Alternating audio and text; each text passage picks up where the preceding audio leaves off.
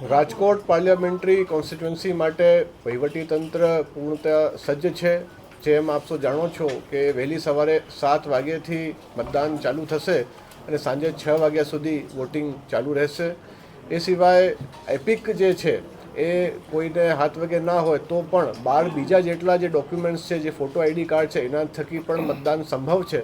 જેમાં આધાર card, passport, આપણા driving licence વગેરેનો સમાવેશ થાય છે. મતદાર જે કાપલીઓ છે એનું વિતરણ પણ 98.9% પૂર્ણ કરી દેવામાં આવ્યું છે. આપ સૌ થકી ખાસ આ કહેવા માગું છું કે મતદાર મિત્રોને વિનંતી છે કે પોતાનું મોબાઈલ જે છે એ ઘરે મૂકીને આવે, કારણ કે મોબાઈલ મતદાન મથકની અંદર અલાઉડ નથી. મતદાનના દિવસે સવેતનિક રજા આપવામાં આવશે, એટલે તમામ ઉદ્યોગો, તમામ દુકાનો વગેરેને આ વિનંતી છે કે પોતાના કર્મચારીઓને ખાસ રજા આપે, કારણ કે આ એક રિપ્રેઝન્ટેશન ઓફ પીપલ એક્ટ અંતર્ગત કાયદાકીય જોગવાઈ છે, જેનું ભંગ થશે તો ગુનો દાખલ થશે. આ સિવાય આપણે હીટવેવ અંગે ખાસ કાળજી રાખવામાં આવી છે. દરેક બૂથ ઉપર પીવાના પાણીની વ્યવસ્થા, છાંયડાની વ્યવસ્થા, પૂરતી બેઠક વ્યવસ્થા રાખવામાં આવી છે તથા ORSની વ્યવસ્થા પણ રાખવામાં આવી છે.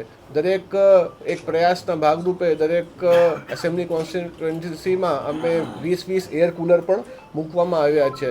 સાથોસાથ આ વખતે 20 ઇલેક્ટ્રિક AC બસો પણ પોલિંગ સ્ટાફ માટે ડિસ્પેચિંગ વખતે મૂકવામાં આવી છે. આપણે વાત કરીએ તો હેલ્પલાઇન નંબર, કોઈ પણ ફરિયાદ ચૂંટણીલક્ષી આપની હોય તો 1950 પણ આપ નોંધાવી શકો છો. એક બીજો પણ ટોલ ફ્રી નંબર છે 1800-233-0322. આ પર આપણે એમાં આપણે ફરિયાદ નોંધાવી શકીએ.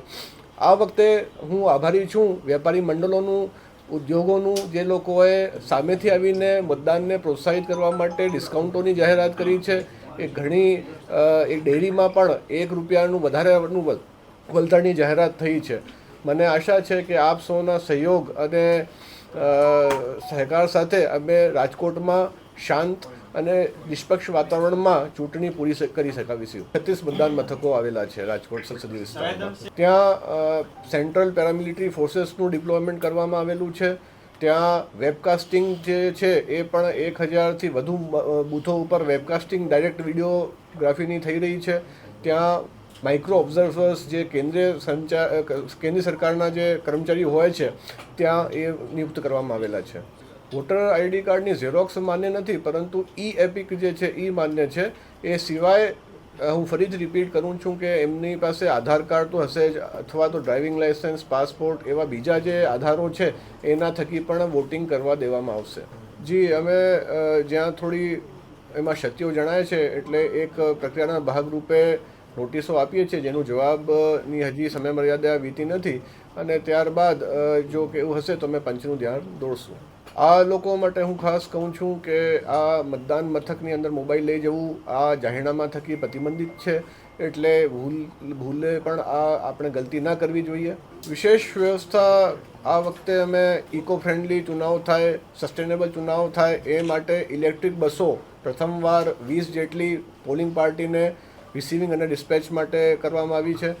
ગરમીના માટે ખાસ 200 જેટલા એર કુલર્સની ખાસ આ વખતે ડિપ્લોયમેન્ટ કરવામાં આવેલું છે.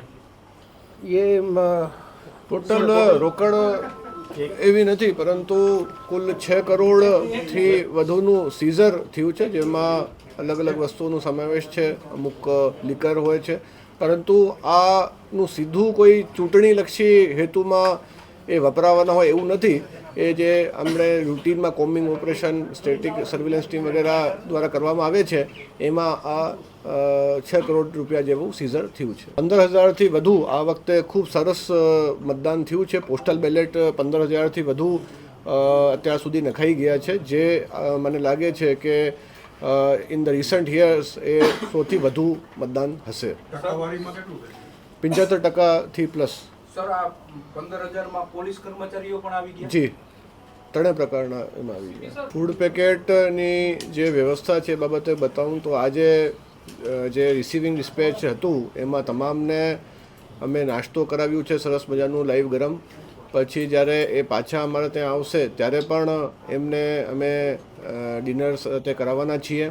હવે શહેરી વિસ્તારમાં જેમ આપે કીધું કે અમુક વાર આ બગડી જાય છે, એટલે અમે સ્ટ્રેટેજી બદલી છે. કર્મચારીઓને એમના માટે અલાવન્સ, ફૂડ અલાવન્સ મળતી હોય છે, એટલે એ પોતાની સ્થાનિક વ્યવસ્થા કરે અને એનું કેશ પેમેન્ટ કરવામાં આવશે.